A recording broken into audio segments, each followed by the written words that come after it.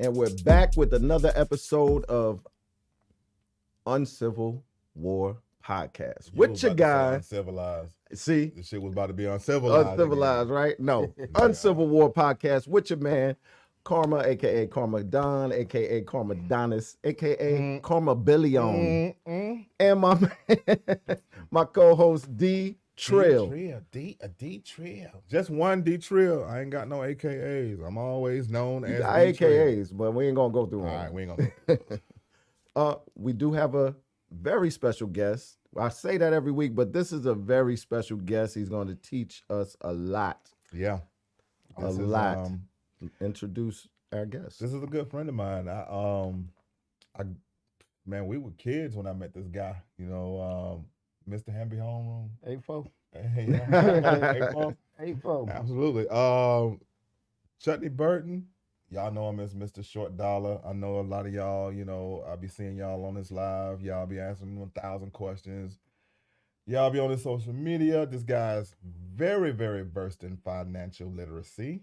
Been knowing him for years, and he's definitely one of those people that you know, and you you see his path, and you be like, he ain't gonna get off that path. Mm-hmm. Like fam actually gonna do exactly what, you know. I mean, a good solid look for him to come and join us today too, to put us on to some of this good information that he has. So just give us some of your origin, man, some of your your beginnings, and tell us about yourself. Okay, cool. Well, first I want to thank you guys for having me on today. But again, my name is Deontay Burton, Chutney Burton, Pooch Burton, AKA Poochie Burton, AKA Well, you got AKA. Yeah. Mr. Short Dollar. But again, I like that.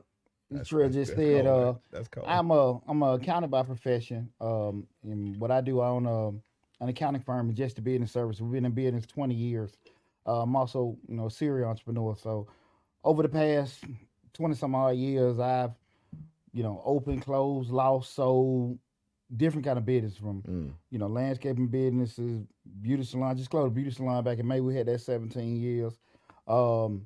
We've had at a studio downtown. I've had a lot of other businesses. I've, holding companies, you name it, I've done it. And yeah, you are a stereo entrepreneur. Yeah. But like I say, I can tell you how to start. I can tell you how to lose it too. So that's good information. Yes, it is. Yeah. People would like to know how to lose that shit, so they can know not to lose. It ain't hard. Right. But also, I'm a native Atlantan. Graduate of we went to West Fulton High, but I'm a graduate of C.L. Harper High School. Military veteran, did 9 years in the Army. Also disabled vet also. Big advocate of the military. My second son, which I'm father of 4 boys, my second son, he has academy scholarship. So, he was one of the first one to kind of follow me going down that path, being in the military. I'm real big on the military also. Undergrad in finance from Georgia State, undergrad in business from University of Oklahoma, undergrad in business from University of Maryland, master's in supply chain from Clay State University. So I got a diverse background with dealing with finance, analytics, operations, things like that.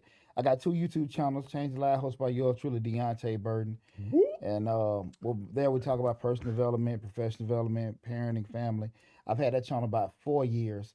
And then I have probably a bigger channel, which is Mr. Short Dollar, where we talk about business, finance, entrepreneurship, and investing. The bag. We talk about the bag. Yeah. And how to get to it. Exactly. How to maintain it. How to grow it. Absolutely. And the difference probably, I think, with me, and, I know everybody have their own little niche. I pretty much try to tell you, from a realistic standpoint, I'm real big on, everybody wants to, this Atlanta, everybody got an LLC, everybody got a business, nobody damn normal. Mm-hmm. So what I try to teach people is to understand, we looking at business and finance and stuff, like look at it from an applicable perspective of view, because at the end of the day, you can look at a video, somebody can tell you to do things a certain way, but they're not taking consideration, you got kids, I don't. You have money, I don't. You have bad credit, I don't. All that kind of stuff, and you have to be able to adjust it accordingly. Right. So you don't have this one size fit all when you go into business. And industries are different. Demands are different. different businesses have different kind of cycles in terms of when things happen. And I try to go about teaching people how to be realistic and look at the way they're trying to go about things, be it that be in their personal finance, entrepreneurship, investing, whatever it is, and understand what you want to do, but understand what kind of constraints you come to the table. Not to make you not want to do it, but to make you aware of it and stuff. Because we're in a microwave society. Everybody wants things. Instant gratification. Quick, They want instant gratification. Quick question to you, and that was a great introduction, man. But quick question. But I'm not saying that again. When it comes to the mindset of somebody who is interested in being an entrepreneur, right? Mm-hmm. I was looking at a really interesting clip this morning. I not this morning, but this afternoon. I started to send it to you, and damn, man, I'm always bringing up Damon Dash. You know, but Damon Dash has some really, really good things to say about the mindset of people who either work for themselves or people who work for others. I always try to view it in the balance. You know, I always say, hey, there has to be somebody that works for. Everybody can't be an entrepreneur because there are people who are not wired for that journey, right? Yep. When I think about the mindset of an entrepreneur, and I just want to get your take on this, I think that entrepreneur, they actually have to have a higher sense of discipline in order to like really realistic take that journey on, because a lot of times when people just get like a little something, they start feeling the kind of way and they start like overindulging, and then the next thing you know, the books is off balance. Like, what do you have to say in regards to having the mindset to even get started on that journey? You know, that's a great point, because you know, you hear a lot of times people use the term, you know, I got to get off the plantation, go do my own thing. Yep. I tell people a lot of times before you do it, don't forget the benefits of the plantation. Because see, the plantation, they already got, because I don't have, you know, I'm self-employed. I don't have PTO. I don't have paid leave. I got to create my own 401k. When you come into your job, everything is already structured for you. Yeah. Well, can you be, you know, to your point, being disciplined or be organized enough to be able to set them systems up, or find somebody to set them systems up, run everything, or find somebody to do that. All that stuff is out the window when you're working for yourself. Right. So you got to make sure you kind of craft it a certain way. I would tell people I work 20 hours a day, so I don't have to work 40 hours a week. So I think a little different in regards to that. So when you want to go down that path, and that's not to tell people not to do it. A lot of people trade time for money, and you should not be trading your time for money. Exactly. But yeah, one of the biggest things I always push for people, just do a self-assessment of yourself, because most of the time when I hear people say they want to go in business for themselves, and I'm talking about just straight entrepreneur, you know, because again, we, you know, just say, you know, I think, you know, majority of people maybe do a little side thing, you got money coming here and there, but we talking about going strictly down that path of doing it 100%. Be realistic about how you are. And once you do that, you got to understand that if you know that you're a person that needs a paycheck or something like that, wherever have come, be realistic about it, because there's nothing wrong either way. Right. But you got to do that self-assessment to understand what kind of person you are. Once you've done that and stuff like that's where I always try to tell people, just be aware of who you are, because you don't want to go down a path of trying to do things. No, everybody. And it looks glamorous to those that aren't doing it. You know what I'm saying? Like, oh man, you know, he got his own business, he's doing this and doing that. And like you said, if you're not built like that, you got to be true. You got to be real. Like, take a real assessment and be like, am I cut out for this? Because I got to manage my own books. I got to, you know, I'm going to have to get, you know, health insurance, outside health insurance or whatever. Most people would do that. You know what I'm saying? And be disciplined be real disciplined and structured on myself. Treat myself as an employee. You know what I mean? So yeah, I mean, I feel what you're saying. Well, you know, the vast majority of people, I really do think they want to go down that road of entrepreneurship. They feel that way. I don't necessarily know if they want to go be entrepreneurs. I think they more so just want a job gonna pay them more money or give them more flexibility. You know, I mean, really, like if they don't deal with the job BS, they would do that and stuff. That's an excellent point. And then the reason why I said that, man, because and I was about to say we as black people, but that ain't even true. We as all people actually operate from either one side of the spectrum or the other without even accessing the middle of the spectrum. There is a middle of the spectrum, and he just brought that up. You know, you have to be able to look at yourself and say, am I wired? Mm-hmm. You know, because it's so many unsexy parts about being an entrepreneur. And people are only paying attention to the side that makes them feel like they want to do that, right? So it's like what about that night you had to sleep in the shop? What about that night that you was gonna have to you had to borrow money, or you had to go down to the bank and literally beg for an extension, fam, that shit ain't sexy. Are you wired for that? Are you wired? And you have to do, like you said, you have to do a real assessment of yourself. Me, I think I am wired for somewhere in that gray, but full on entrepreneur. I don't even have I don't think I got the attention span to do. You know what I'm saying? And I ain't even got the attention span to have a job. I'm gonna be honest with you. I know that I'm right in the middle of there somewhere, and I'm still trying to find my lane with that. But I'm. But you being real with yourself. Oh man, if nothing else, I'm not gonna play myself. You know, but look, I saw it just like when I brought up Damon Dash. I saw it. He insists on that. Everybody that is not doing their own thing, y'all is working for the man, and I can't believe you. I feel him. I just don't like his delivery. You know what I'm saying? And you I mean, he's dropping jewels, right? He's giving information, but it's his delivery that just bothers me. Just a little side note on that. That's him though, man. I know that's him. He's never had another kind of delivery. He's been an asshole, but I think some of the stuff he's saying is extremely. I think a lot of it he's saying is extremely dangerous. Cause see, the thing of it is that well, at the end of the day, see, I can tell y'all the pros, cause you go on YouTube, you go on TV. You see the brother smoking a cigar. You see the sister looking good. They riding the jets and all that kind of stuff. But that ain't how, this shit goes. I curse. I'm sorry, man. I want to, say. I'm sorry, man. Drop that F bomb. I know, right? But when you see that because you had no shortage of finding reasons why you want to do it. Right. But I'm just using myself for example. With tax season, we training, we paying to train people right now. We're doing promos and all that stuff. So when you talking about from October, November, December, January, we putting out money. It's just going in. And the damn thing came in. Mm-hmm. So you talking about then from tax season start end of January, the money won't start coming in to mid-February or late February, maybe early March. Wrap up everything in maybe May, right? So you talking about you putting out a heavy chunk of money for 4 damn months, ain't getting shit in. We got other stuff going on. Yeah. You know how your mindset got to be a certain way because if you like, okay, and you just and with that said, I don't know what the hell I'm gonna get. Right.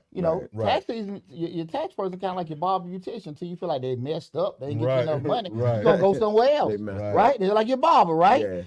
So you have you doing all that stuff in anticipation of that. You got to be thinking a certain way. Same thing like if you want to get people look at the videos about the fixing and flipping. I've been an investor here 15 years. And, you look at the shows, they buy the house, and 3 days later, they done sold it. And there's a lot of editing that goes on, and there's a lot of in between that you don't see that happens. Well, when you're dealing with real estate, it ain't if something gonna happen, it's when something gonna happen. Absolutely. So, you getting held up with code for 30 days. Then they come, they don't see what they want. You got another 30 days. All the while, you still paying notes and paying folks to fix it. You may be 6 months to a year. You only get it done. So I'm just saying that I don't, and that's why I try to preach to people the realistic standpoint, not to deter you from wanting to do it, but to be realistic about, look, you can do it, but this is honestly how this is.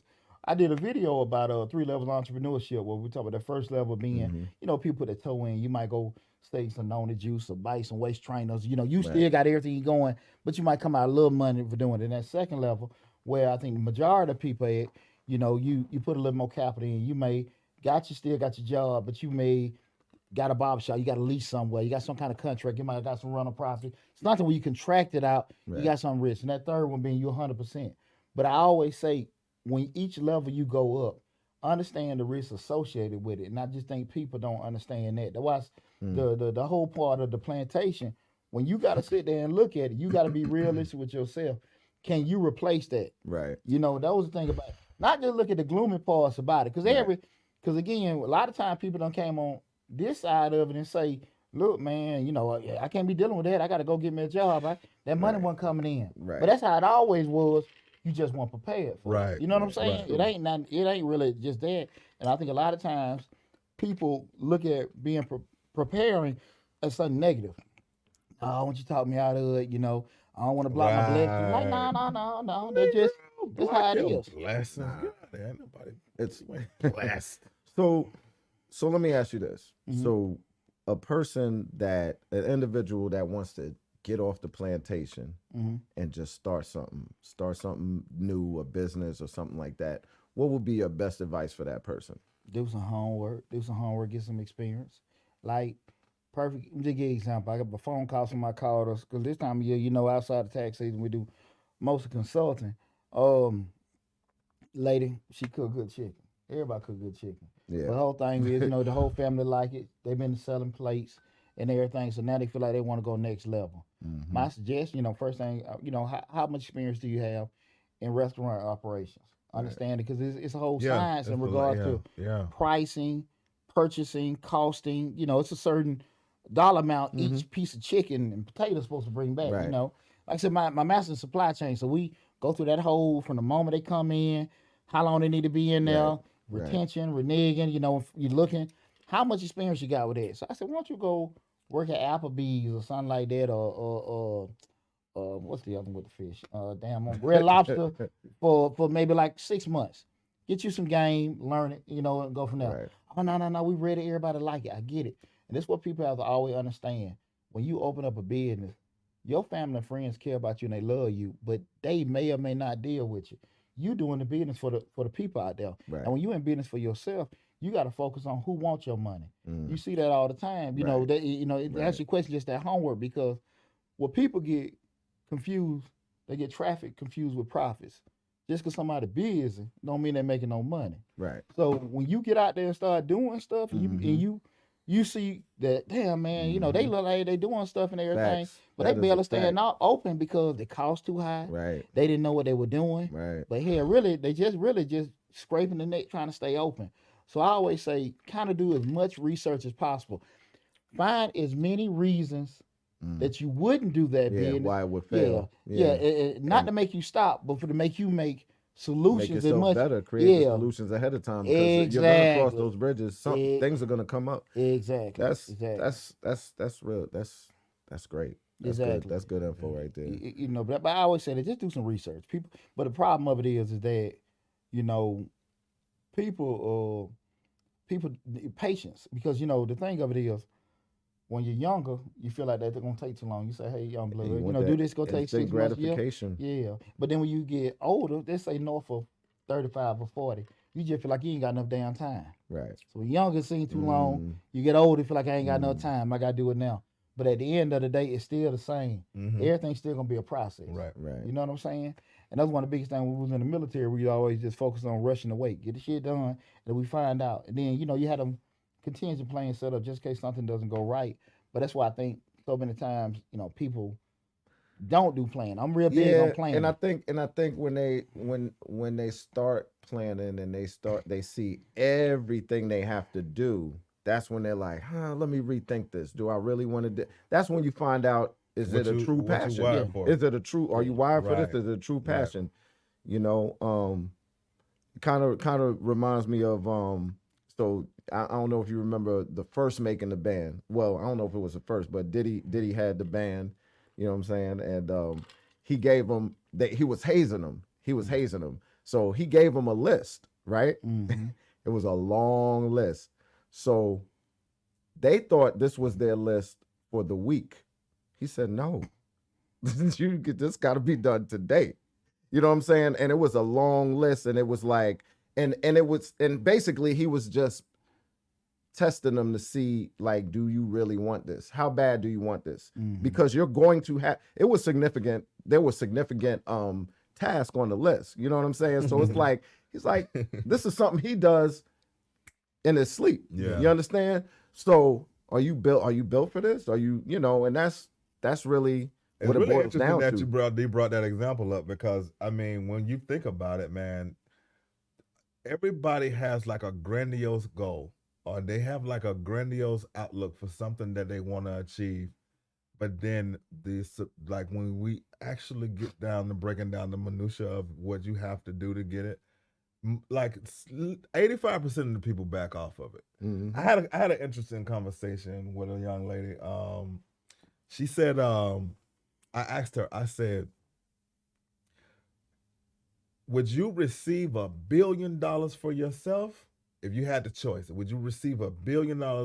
Somebody came up and said, I'm going to give you two options. $1 billion for you or cure racism completely and purely. It's done. It's over with. It never even existed. And this is somebody who I've talked to on day in, day out. Me about this. Day in, day out. Sun up, sun down. Day in, day out. And this is not right. And I'm black and I just, on and on. Like she can run a marathon on, and I brought this conundrum to her, and she goes, I'll take the $1 billion. Quickly. I said, you weren't that serious about racism, then? Absolutely. Absolutely. It won. Just for the record, I said I'll kill racism. Right. Oh, that's what you said. That's what I said. Okay. Well, I'm gonna tell you why. 2 reasons. Hold up. I'm gonna let you finish. No. I know, right? Yeah. I know. Look, I had a conversation enough for people to give me all kinds of like, "Are you crazy?" Right. But this is the reality. If you handed me $1 billion right now, I don't even know if it'll kill me or not. Do you understand what I mean by that? I don't even know if I can facilitate $1 billion. I don't know what it's like to be that wealthy. I don't know what right. I don't know, but I do know if I could, I would give so many people behind me a better shot if I cured racism. I mean, and I also feel like I'm the type of guy, now I ain't trying to I'm not trying to, this is not going to be a debate. So I'm listening to you, man. I'm the kind of guy. I'm the idealistic. I'm like, right. Yeah. I'm like, I would do something like that for all of us in this room, and then just go and just not have $1 billion. I'm fine with that. That's just me though, and I get it. And look, if you took it, man, let me hold some. Nah, man, you made your choice. Nah, not broke. Nah, but with your white friends. Okay. So back to financial literacy. Where does that start? Because they don't teach us that in school, right? So not in high school. They should teach it in elementary school. Starting in elementary school. Like our kids are smart enough to get some lessons. You know what I mean? Some of those principles. Agree. Some of those principles. LA don't agree. I think so. I think some of the foundational principles should start since as he ain't early. Talking no more, do you win? It's early. Well, let me say this. I got a different perspective when it comes to financial literacy. See, I was in the MADA program, in the high school. So, we did that was our MADA program. We dealt with it. But I go back to when I hear people say, Mm-hmm. Hey, they don't teach this in school. They didn't have it.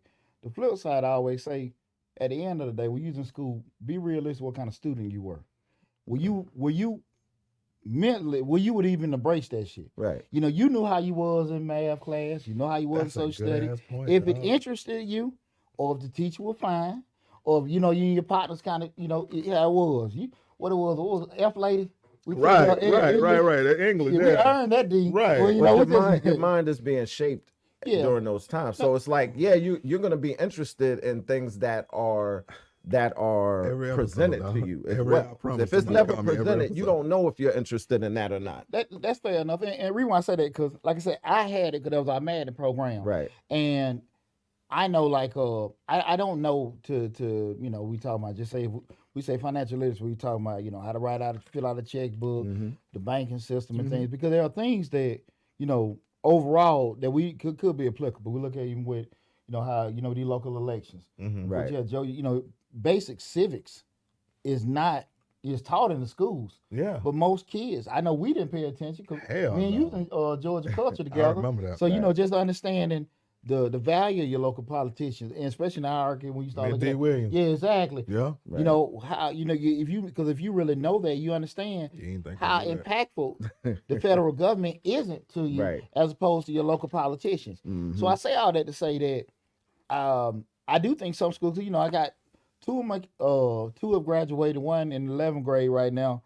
They homemade, they give some things in regards to that, and they retain it. But my kids, they pretty sharp. Mm-hmm. I just know that when you're a teenager, depending what it is, and every school is different, would you been receptive to? Like I said, that was our MAD program, so I was engulfed in it. Right. But I just don't. If we look back at it, when you were in school, you knew what interested you or not. Would you have been receptive to it? And I just think the vast majority, a lot of people wouldn't be. But when we start talking about financial literacy, I've been doing this for 20 years, and I'm going to say this about it.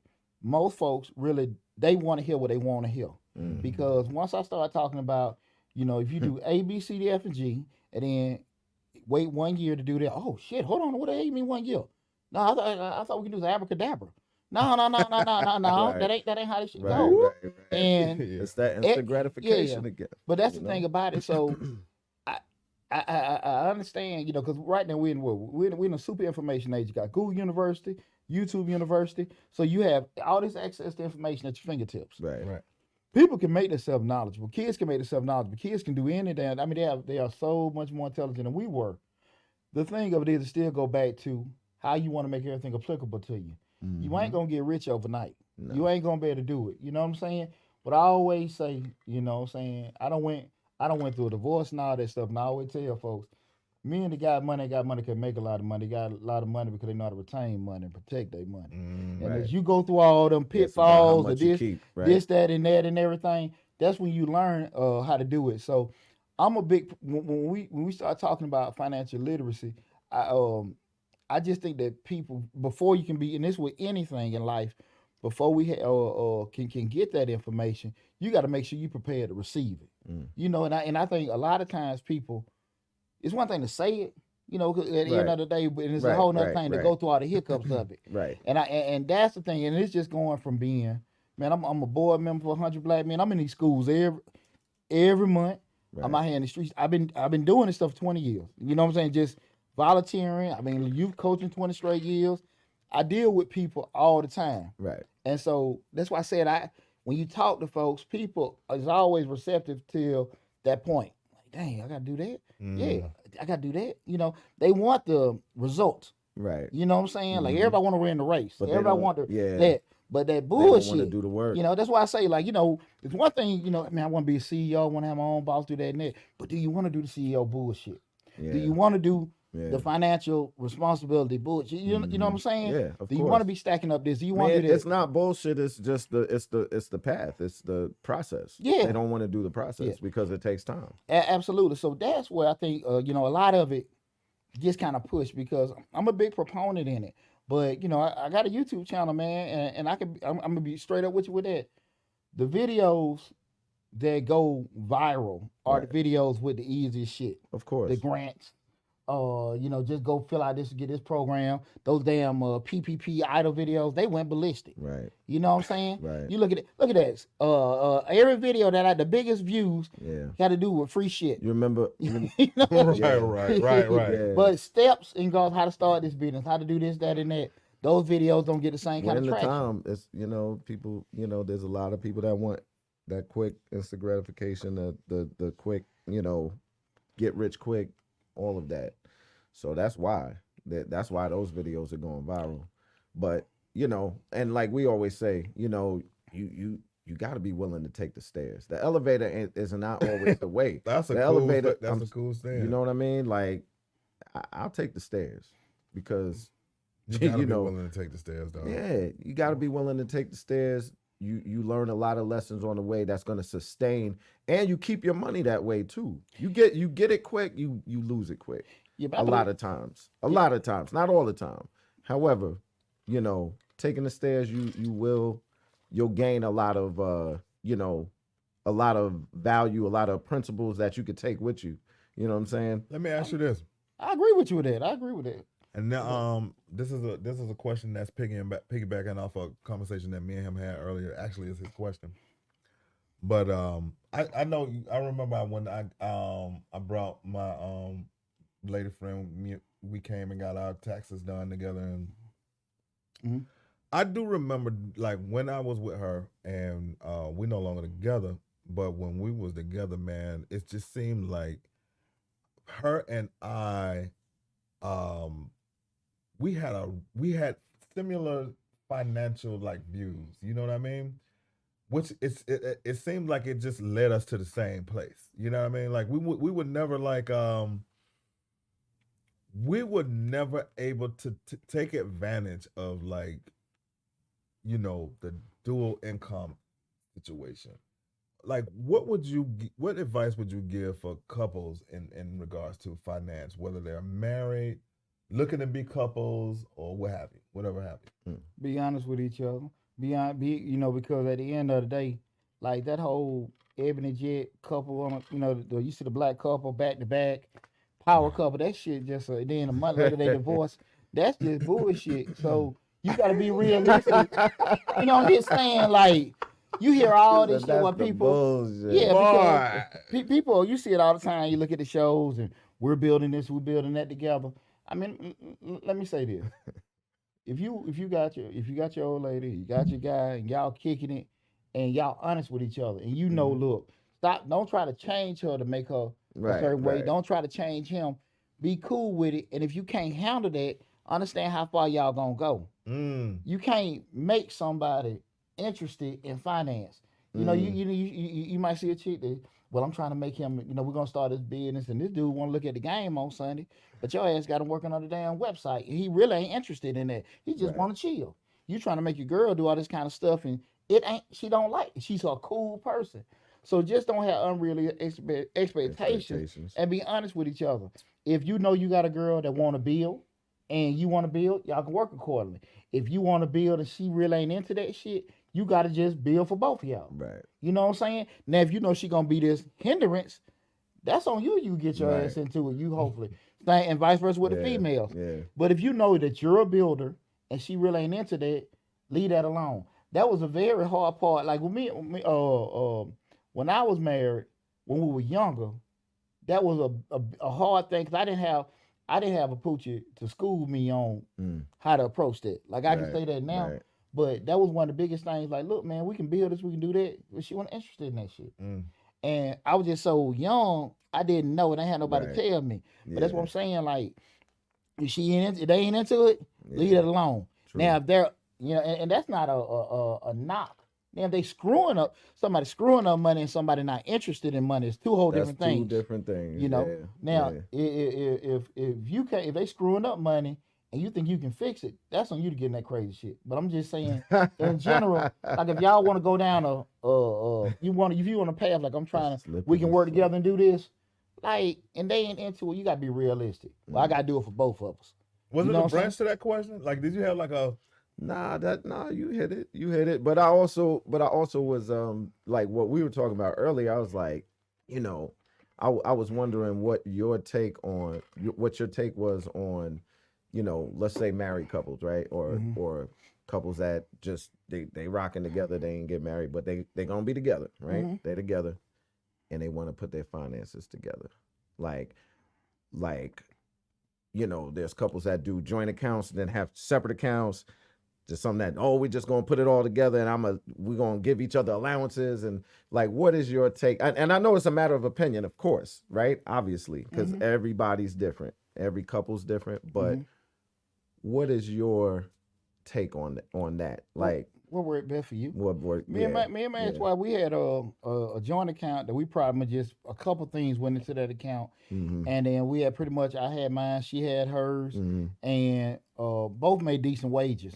You had your secret account too. Your emergency account. Yeah, she had her secret stuff too. Right. But we never really had conflict. My thought process always was, make sure I can cover us. Right. So Right. she made decent money, and but it never came to an issue, whatever. Because I always, if she hit the fan, I always had us. Now, I always just say what's work. So if you say you want to do it with joint accounts or whatever work for y'all. I don't think it's a right way, and I think you can kind of get yourself in a bad spot trying to fix a certain way. That's why I say you can't change nobody. Right. When you, especially man, your ass 35 plus, but definitely north of 40, you are the way you are. That's it. So Absolutely. shit. So you That's talking it. about like you're not yeah, about to change. yeah. So Not about to you, change. and that's for you and her. True. So when you try to get True in that indeed. shit, like, well, look, Yeah. man, we trying to do this. I want, man, no, if she like hanging with her girls, she like hanging with her girls. Now okay, some things may change. Y'all work, get together. Same thing if you like chilling with your boys and we got our time, whatever. But you can't go in there trying to adjust this damn person. Like if you know this person is very careless and don't take bills and stuff serious, that's on your ass if you get in that situation. No matter how much in all the other things, they fun, sex great, they good, good person. But there I always look at 4 pillars of and we talk about on the show of a marriage. That be communication, companionship, money, and sex. So typically 1 or 2 of them be off. The problem come up with every person. What's important to one person, you might be big on sex. She might be big on communication. You don't feel like talking. You know what I'm saying? She don't feel like having sex. It's gotta be Shit. yeah. So what y'all gonna have? But everything else is perfect. Everything else is perfect. The thing that's important, you can just be so out of whack. Don't sound like it. No. What I'm saying to I you, get you. Yeah, I get you. y'all hanging, Right. y'all on social yeah, media yeah. taking Christmas pictures like everybody else. Right. And you know what I'm saying? Yeah, And, you know, they got video arrested for domestic violence. You know what I'm saying? Let me stop. You stupid. But I'm just Yeah, saying yeah. that, you know, I don't believe in, in just this cookie cutter, like whatever worked for y'all. Right. But be realistic about how you are and about how they are. And and if you can do that and don't try to change nobody, I think you'd be okay. I think people try to change folks and they hope somebody can change. Yep. Yeah. And Most definitely. if you can do that, I think you'd be okay. And I think they go into it too, looking at certain things like in what we would call red flags, right? You'd be like, I love this, and this about this person, but that thing right there. But you know what? I'm gonna make them stop that. It's a balance, man. I'm gonna get them to stop that. So it's like That's a balance, though. It's a You balance. Like yo, the thing is, like, if you think you're gonna walk up, there is not one woman you're gonna walk up to and she's gonna check every box. That's dead. Let's just cut the shit. We know that. We know Right, that. so- but you got to know what you're willing to. Right. You know what a deal breaker. You got to know what your deal breakers are. Important each box is to be checked. What's your deal breaker? Bottom line, right? Period. So, and people are like to be like, oh, you just is huge. Oh, you just advocate for women, blah blah. I'm not, dog. I'm what I am is just like, even in the playing field, like sometimes it should just be a crazy like double standard, which it's just like we have to approach this thing like you gotta look out for yourself, and I think that's what he's saying. Right. Like if you look out for yourself, and I think I have a huge issue with this, like approaching something and being because I know I'm a giant. Like I know that I can get in this situation and like really handle a lot of shit, but I shouldn't have to. Right. So I threw myself in the fire a lot of times. Right. Don't do that. Don't do that. That's my advice to me and anybody listening to this and is piggybacking off of what he's saying. Like know yourself, know your limits. Absolutely. And act accordingly. You know what I'm saying? But it's just kind of like, Yeah, absolutely. know that balance. Too. Investments. So let me ask you this. What is your take on some of the best investments an individual can make? Like when I say that, we can talk about stocks because now everybody's on crypto and Bitcoin, whatever, crypto altcoins and things like that. So you got that, you got regular stocks like mutual funds and things of that nature. What do you think are like some of the best investments one can make? The best investment you can make is investing in yourself. So the problem come up a lot of times. People want to look at, say, stocks or bonds, crypto, real estate, and you're not really honestly not understanding too much about shit. Right. If you're not, you look at a perspective of something called crypto. I got a damn finance degree. I got a big quantitative background. I can add all kind of alphabets. Right. So you sit there and look at it that if I'm sitting there and I know that when you start talking about stocks and bonds, you got all these people that will tell you do these different kind of trading. And I know for a fact, sometimes you got some people, I think they're more lucky than anything. Right. Man, you got to be able to sit your ass in front of them damn TV. It's the reason why they get them guys millions of dollars working on Wall Street. You got to be able to sit your ass in front of them damn TVs and eat, sleep, and shit. The markets to understand how that stuff going up and down. You do, man. And you can't get You do. lucky confused with being knowledgeable. So I think when you know yourself and you've done your homework, you understand. I do believe in having, dipping your toe in and learning different stuff and everything. Right. But what I always look at is kind of like, just basically knowing your age. I got a whole different perspective where I look at investing and what you want. Because I always say to yourself, do you want $1 million? You trying to save up all this money? You try to leave a legacy and all that kind of stuff? Do you want to just, what is your goal? What is your end game? Definitely Once you figure that out, because, again, I spent so much time when my boys were younger, I want to make this legacy. Shit, them motherfuckers graduate and go to college. They don't even want to take over the business. Shit, I ain't studying this legacy shit no more. You know what I'm saying? I'm like, I'm breaking my neck. You know what I'm saying? Like, this ain't as fun as I thought. I'm saving for folks that don't even damn want it. Right. And so they're not obligated to it. They weren't obligated to it. So you start looking at that. And then I looked at it in terms of my perspective. I always tell people, and it just is mine. What do you want to be doing in retirement? So I always say that, for 60. You say everybody retire 65. We just talking about regular retirement. You ain't got your business.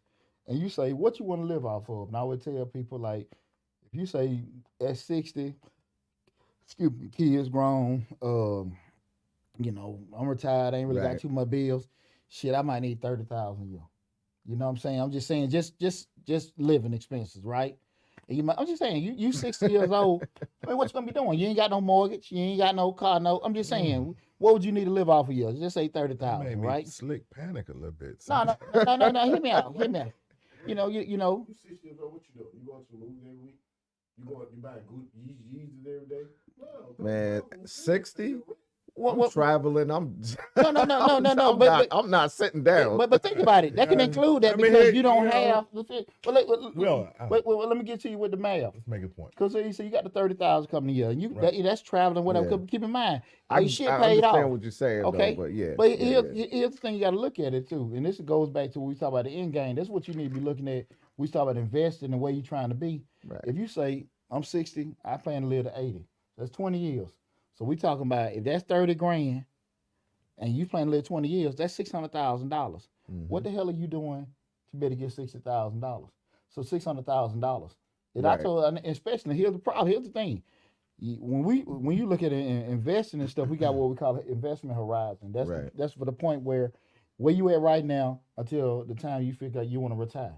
So at the end of the day, say if you 40, do you feel like, and you just started, do you feel like you can make that? So we just talking about 30,000.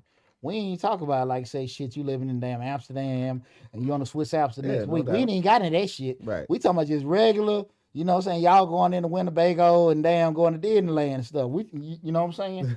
So think about it like this. If at 40 and you have not been active with it, do you think you got something that you can do in the next 20 years to get your ass at $600,000? Most folks, no, right? Let's just be real, right? I always tell folks, what you need to be focused on, it's just my investment perspective, what you could be doing to get that 30 a year. So the 30 years, how much? $2,500 a month, right? What can I be doing to generate me $2,500 money retirement? Right. That might be some rental properties. That might be a vending route. That might be some, shit I done set in stone where I'm getting that kind of money in retirement. Right. I would spend the next 20 years getting that kind of shit in place. That number may be lower or higher. But I would say do that because depending on where you start at it, because again, you don't move the same way you did in 20. I don't know your age, but Right. just when you 20, 30, 40, you know what I'm saying? My oldest son, I used to whoop his ass. My baby boy, I do a lot more talking. Not because I'm smart, but I'm tired. Yeah, You know what I'm saying? I'm we just- talked about Yeah, this yeah, last yeah. week. So- That's so- crazy. But yeah, Right. I ain't even got the same threatening Right, voice. right, You know right. what I'm saying? So Right. with right. that That's said, crazy. be realistic about the time you got and what you can build in that time Right. frame. So we start looking at, like I said, that what can you do? Because like I said, if you say I need more than 30, Right. realistically, what can you What be are you doing? doing? Set Yeah. that in place. To Um, yeah. Mhm. Because again, when we, with crypto, I have some money in it. The thing about it is, I don't necessarily know. I think it's going to be some adjustments with it. Well, as far as currency, I don't necessarily know how much a person needs to have in that portfolio. I couldn't sit here and tell Right. somebody that. Right. If you got something to lose with doing that, just say if you buy.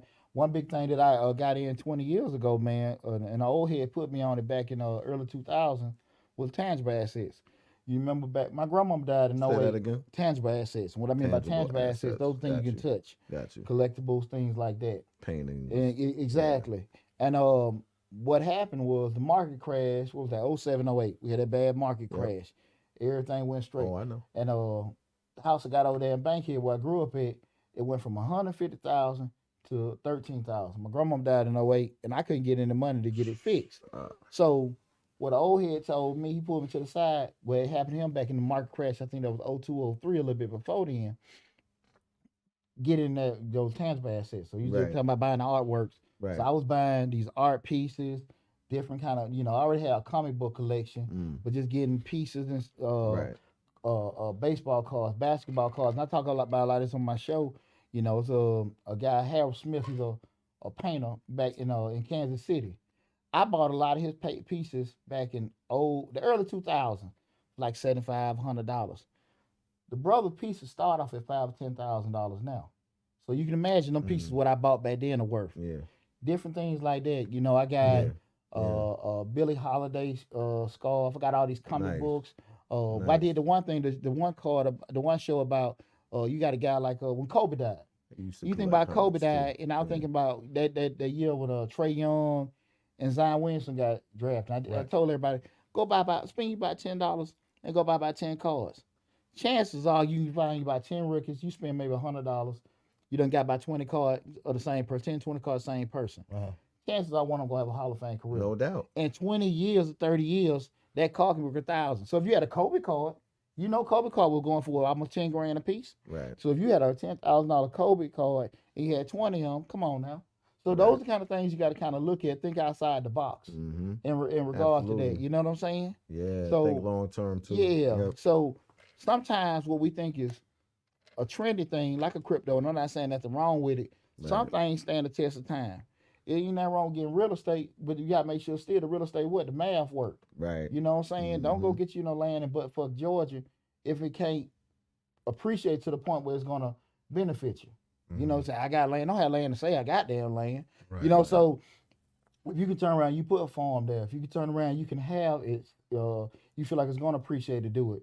And if you don't feel like you got the vision or you can't find the right people to tell you that's gonna be the place, stay in your lane. But like I say, invest in yourself to kind of do that. And the problem with that is most people don't like reading. Most people don't like sacrificing their time, to your point about the delayed gratification. Those kind of things. But I always say that first because what you trying to do in 20 years and what I'm trying to do may be totally different. Right. So I don't want to give you the path that I'm doing. Yeah. It ain't work for it. But once I get it, it's not for everybody. But I can get the information from you. You tell me what you're trying to do, and I can say, hey, why don't you try this? Right. Try this. You know what I'm saying? I think this right here will work for you. I can do that once I talk to you. But I do think that's why I say I don't do the cookie cutter. Like this is, once I can gather information, I can tell you. But that's why I say invest in yourself, learn who you are, and learn what kind of path you want to go there. And then I think you can kind of go that route. You know what I'm saying? Absolutely. So, I don't know if that answers the question, but it's not really. It more than answered the question. Yeah, I get it. I get it for sure. And you've been in real estate too, right? Yeah. You own property. Okay. I can say it now. Quick Divorce question. final now. I can say it now. Quick question. So somebody buying property. Do you still look at it as I know the formula used to be get a duplex, live on the one side, rent the other side, buy your next home after you run that cycle and repeat, rinse and repeat. How do you look at how did you approach real estate, first of all? Let me just ask you that. Because that's kind of what the model was, for a while. Yeah, I mean, here's the thing about it. They go back and Or a invest yourself. multifamily home, I got you.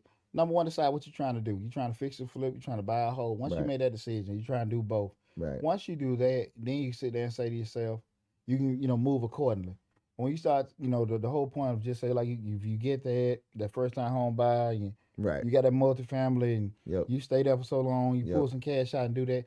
That's an option. The flip side of it is you got to be such a proactive person to understand math, because at the end of the day, you got to know market rent. Right. You got to know interest levels, demand for that particular place. You got to be able to know, have some kind of forecast in regards to the area and the comps in the area and all that stuff. Plus, are you going to be able to, is it going to appreciate at a certain amount where you trying to pull enough cash to invest in another property? That's why I say go back to investing in yourself. Learn that damn game. Right. First, yeah. The education. Invest in the education to learn it. Yeah. But that's an option to do it. But me personally, I inherited property. Okay. And I learned the whole landlord stuff by effing up with that. No, let me say this. No, I had a rental. Learned the lesson. Yeah. What I had a property before I inherited the property. Right. Okay. I had a property with that, and I learned that whole landlord stuff. And I also learned, and it was cool. But what I learned from it, for you to go next level, I got myself out of it. I got me a property manager. So once I got a property manager, I was able to go do all my other stuff I could do. Then I can go look for deals or do all my other stuff, And that was a pivotal moment because I was, I'm out here doing my thing. The investment. Yeah, well, property manager, shit, you ain't giving up number 8-10%. Right. So if somebody, some people don't want, shit, man, let me tell you something. If and this one thing, that's a worthwhile investment. That to pay that property manager, especially if you have multiple homes. Well, one thing about it though, and it's just with anything. We talking about investing, anything. Once you know your value of your time, it's one thing to say, shit, I'm $100 an hour, I'm a $50 an hour person, whatever. When you know your value of your time, and I'm talking about you really don't compromise it. Right.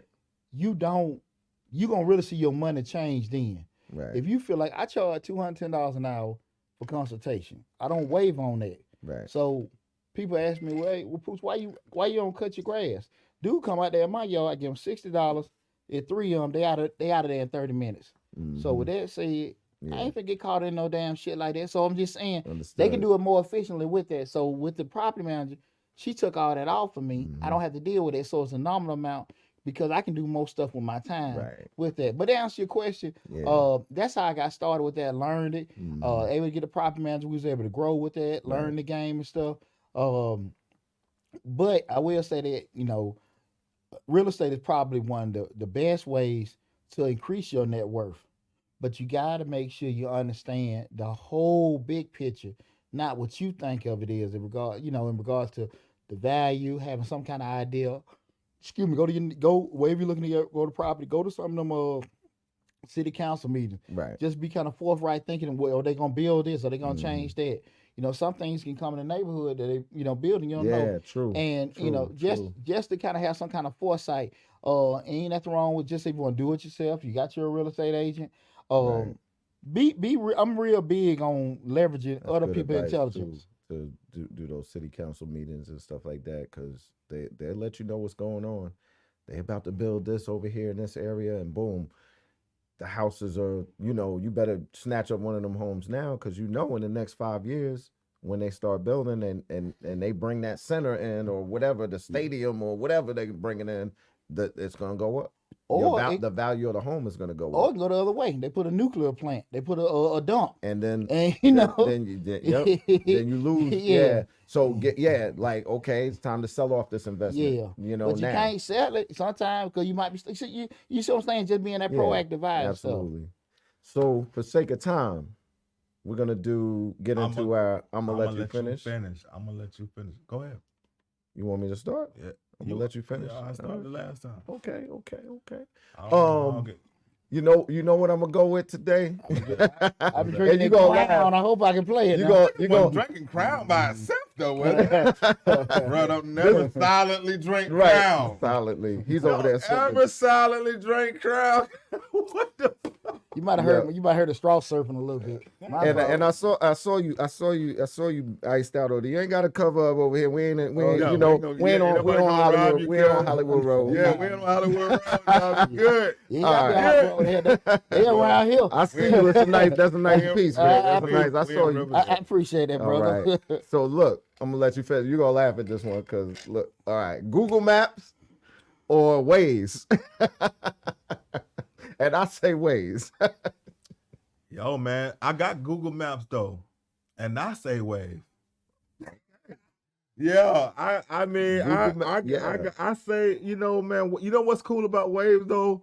Waves tell you everything. When the cops is on deck. Yep, and it red says light hidden. camera. It says hidden. Yo, I said Car- it says cops hidden. It say hidden. Like it's tipping you off. Like yo, the 12 is right around the corner in the bushes. I slick feel like Waves is bruh. Waze. Yeah, all right, Waze, we agree on that. What are you? What you a Google Maps or a Waze? I'm more Google Maps. Really got Google Maps, man. Yeah, I'm more Google Maps because you just got probably more outside of just knowing what the hell the police said. You just got probably more information at your disposal. You know, we're doing it. You know. I mean, and I'm really strictly talking from just a destination to destination, you know, thing. So you say Google Maps? Yeah, Google Maps. Okay. I'm about to bust your head with mine though. All right. What you got? LA, you ready? Beyonce or Rihanna? Rihanna. That's interesting. Rihanna. I always said Rihanna. That's interesting. I always said, you know, and you know, boy, man, you gonna get to fighting about these women. Look, that's I always crazy, said, man. Look, I've always said this. Man, like, too, I love man. Beyonce. You know, yeah, she doing her thing. She's an icon and everything. Why Rihanna though? Why for you? Because she's raw, man. She's raw. No, it's something else. Rihanna is raw. She's not really? Beyonce to me. I don't want to say she's made up, but she's like she's super glamour. She's super glamour. She's super glamour, right? She's almost like you want to do this to her. Are you real? Like you real? Are you real? Rihanna? I don't know about that. Rihanna? I don't know about that. No. I actually feel like she's realer than Rihanna. Yeah. I don't know about that. I just feel like it to me. It just, well, she now I know picture, now I see the picture of the I know what you're saying. Beyonce. I know she had the roomy in her arm, and she had blue, and I was like, that's don't Keisha. get me wrong. I was like, that's Keisha. I know, man. That's and she, fucking you know, Keisha right there, yo. Keep hot sauce in her bag, swag. Right. She you know, yo, can I speak on it? But Rihanna, can I speak on it? I choose Rihanna too. Rihanna, man, I'm gonna tell you right now, it's purely sexual, dog. I don't give a fuck how y'all feel about it. You crazy? Yo, the sight of that chick. She is beautiful. The girl who I used to, and we still good friends right now. I used to tease her. I used to be like, that chick can't gain weight or lose weight to lose me. You talking about Rihanna? Nigga, who else? Okay. She can't gain weight or lose weight. I like her when she got thick. It was like it I like still her because she board. raw. You know, I like her because she raw. So, it's something else. It's something more. It's something more because LA was. I mean, she's sexy. She's sexy as a motherfucker. But even her music though, even her, like, I'd rather listen to her catalog. I'd rather listen to her catalog than Beyonce's catalog. See, I'm a hip and thigh man. I'm just stuck on Beyonce with them legs. She ain't got to go no further. She ain't got to go no further with me. That's churches. That's churches. And I'm talking looks, music, all that. I'm Rihanna in all those categories. Like, I think Rihanna. I think mine is purely looks, man. I think I like Beyonce's music and that equally. You got one? Yeah. Hookah or cigars? Ooh. Neither. Hookah. If I had to choose one, I'll say hookah.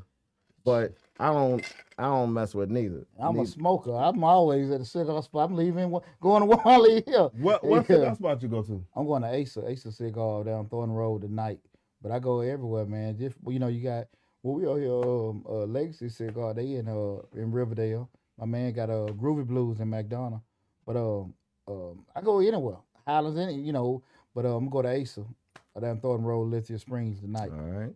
I think cigar connoisseurs are cool, man. I never met one that was. I mean, like, it's a cool look. You know what I'm saying? And nigga, just embrace it for 2 seconds. I ain't Nah, putting no hookah hookah. in my mouth. I ain't putting no hookah in my mouth. No, and I understand why, because it does make your chest hurt. No, I just don't. I just don't.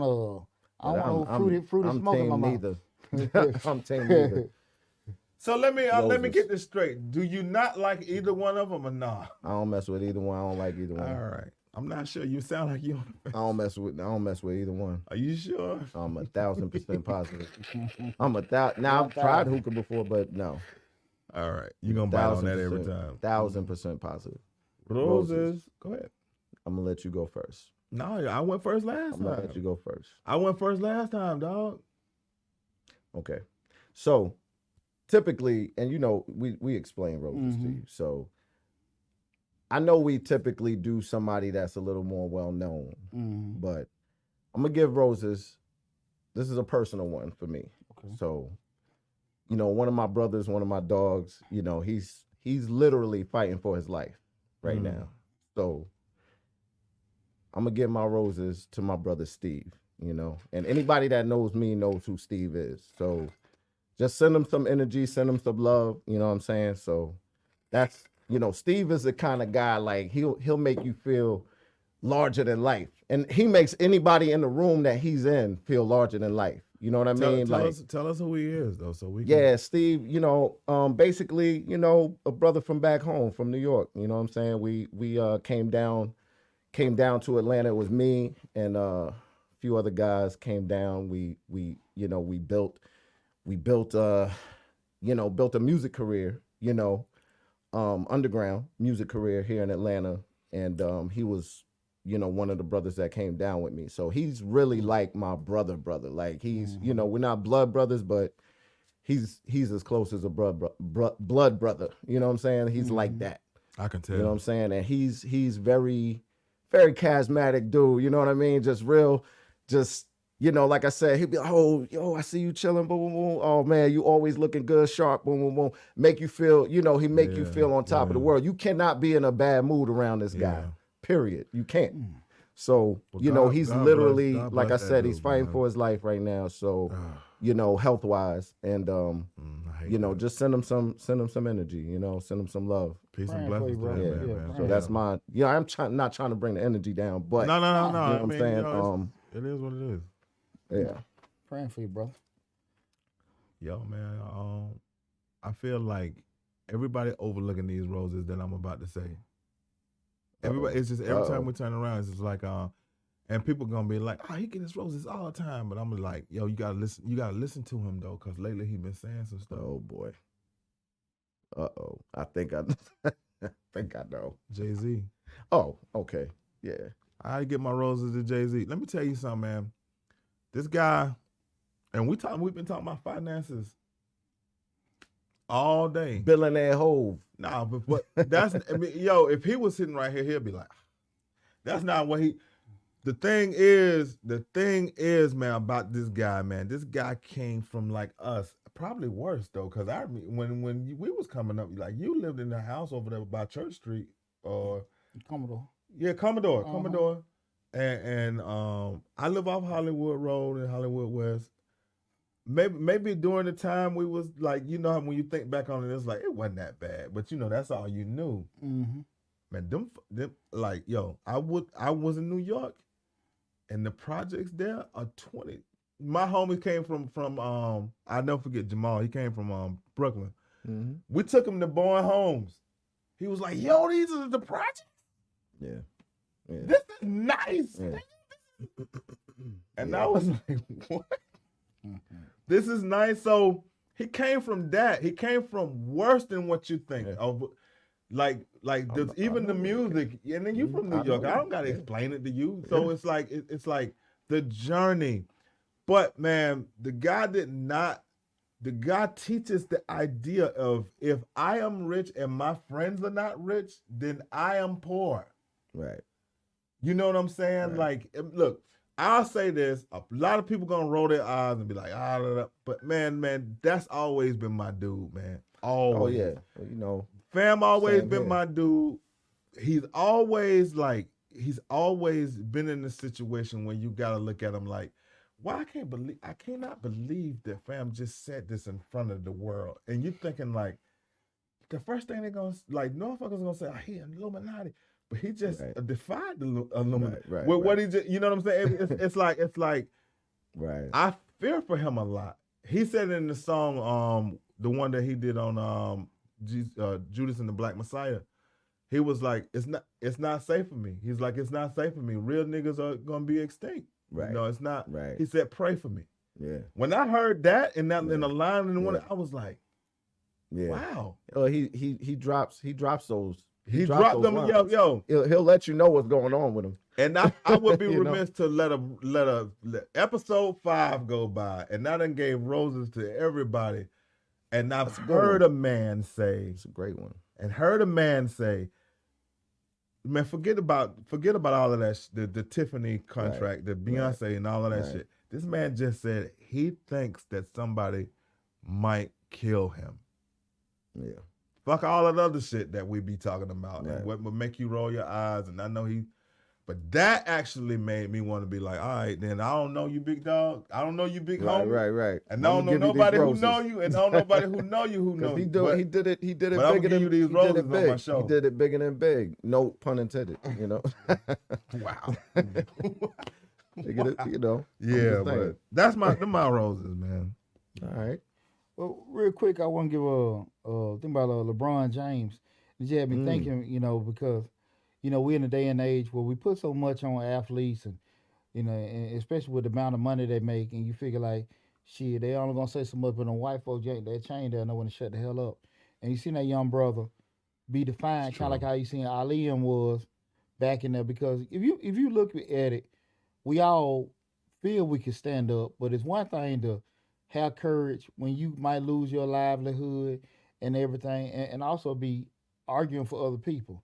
And we see the young brother sit there and just be an advocate for so many different causes, put his money behind it, starting schools and stuff like that, and not necessarily know the ramifications. That like shit, if y'all want me to, because he can easily be just as quick as they, accept it. They can counsel his ass out. No doubt. But just be like, look, we gonna book. Now this is what we can do, and don't give a damn. Yeah. That say a lot because a lot of guys have similar influence and powers that he has, Mhm. but they don't speak up. Right. And to see him do that at the expense of other people when he don't have to, Yeah. say a lot about him. And be that young too to Yeah. understand, the impact that he has and the influence I'm he a fan. has. I'm a fan of the guy.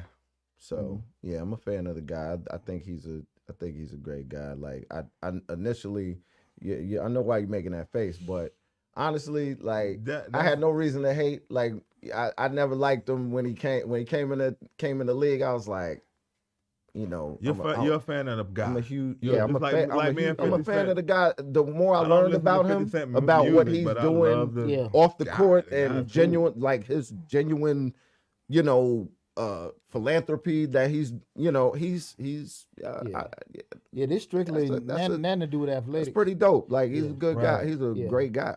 Like And- you know what I'm saying? Got a great heart. You know what I'm saying? And And we I'm always a fan of that. Yeah, I like that.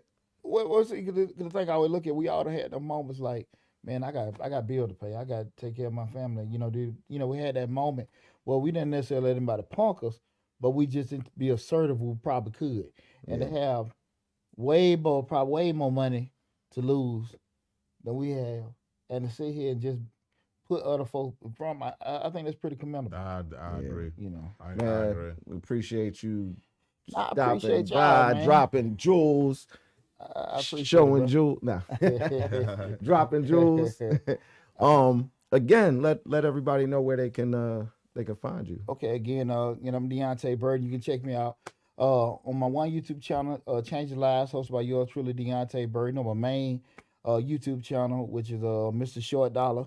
You can Google. Dollar. You can even if you Google me, Well, I like that name. Deontay Burton. Oh God, I like that name. you Oh know, God, I love that. I appreciate it. But if you even Google me, Deontay Burton, pretty much all that stuff will pop up. And even if you go like DeontayBurton.com, all that stuff will pop up with information and stuff like that. But man, I want to tell you guys from the bottom of my heart, I appreciate the opportunity. Man, we Had a appreciate good time, you. man. You know We what I'm saying? appreciate you. You know, up in the lab with you fellas. Yo, and if everything. you Google me, you gonna see my mug shots. Yeah, it's crazy. Now that's a real thing too. He But you said gotta that's a get real my. thing. No, I'm not even because I Googled myself and I had mug shots from like when I got arrested I know. for driving on no suspended license. You cheesing. I was mad because I was on my lunch break at work. Ah. I was at Rich's. Mm, You remember? yes. Rashida had to get me out. Yes, I do remember. Yeah. All right, edit that out.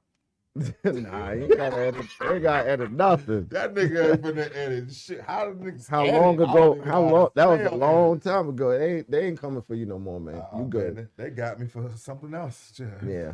Other things. They were like, that ain't nothing. Nigga. What about the counterfeit money? Right. Anyway, All right, y'all. Another peace one. and blessings. Another one in the books. My We fault, another we one all in looking at different cameras and shit. that. I ain't looking at no.